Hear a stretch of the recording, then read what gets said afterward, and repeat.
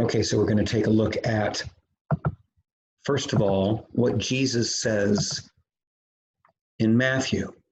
While Jesus was still speaking to the crowds, his mother and his brothers were standing outside, wanting to speak to him. Someone told him, "Look, your mother and your brothers are standing outside, waiting to speak to you." But to the one who had told him this, Jesus replied, "Who is my mother? And who are my brothers?" And pointing to his disciples, he said, "Here are my mother and my brothers, for whoever does the will of my Father in heaven is my brother and sister and mother." Well, I think that's pretty self-explanatory. Let's take a look, though, at what's here in Psalm 66, which is what we're reading today. Psalm 66:18, the translation I read said, "I cried out to him with my mouth and praised him with my tongue. If I had cherished iniquity in my heart, the Lord would not have listened."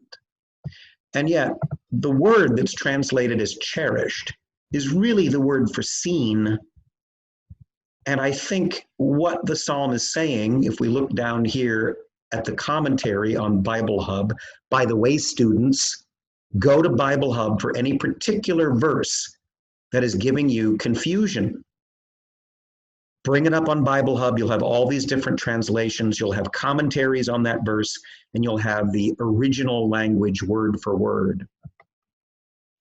This commentary says that a better translation is, "If I had seen evil in my heart, the Lord would not have heard me," i.e., if I had had it purposely in view. What on earth are they saying here? Well, the commentary is, one may not be pardoned and retain the offense. The reference may be either to the forming of wicked schemes or to the complacent view of wickedness in others. Still, that probably doesn't help you understand this.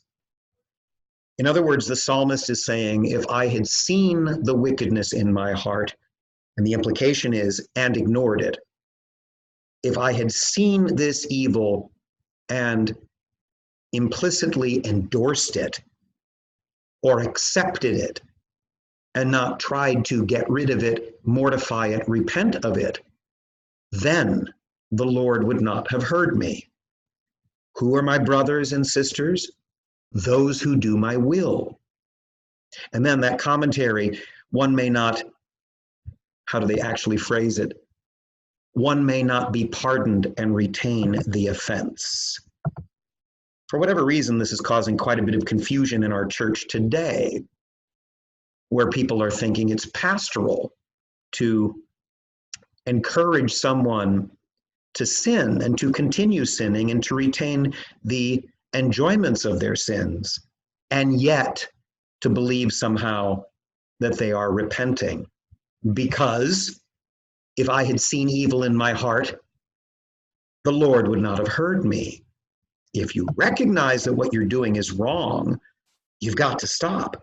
Even in Hamlet, when Claudius, Hamlet's uncle, who has killed Hamlet's father and married Hamlet's father's wife, his own sister-in-law, when he is trying to pray and repent, he recognizes that he cannot repent of what he has done unless he gives up the fruits of his sin. He would have to renounce his quasi-incestuous marriage to the widow of the man he murdered if he really is going to repent of his sin. And until he's willing to do that, he cannot be absolved. Claudius knows more theology, Catholic theology, than many people in the church today at the very highest levels, apparently. Or at least he's not playing games with himself. He's as honest as the psalmist is. If I had seen the wickedness in my heart, if I had cherished it or seen it and yet kept it, you, God, would not have listened to me. Once we are convicted of our sin, we must do penance, which includes, at the very least, renouncing our sin. Because only then will we be doing the will of God the Father and thereby become brothers and sisters of Christ himself.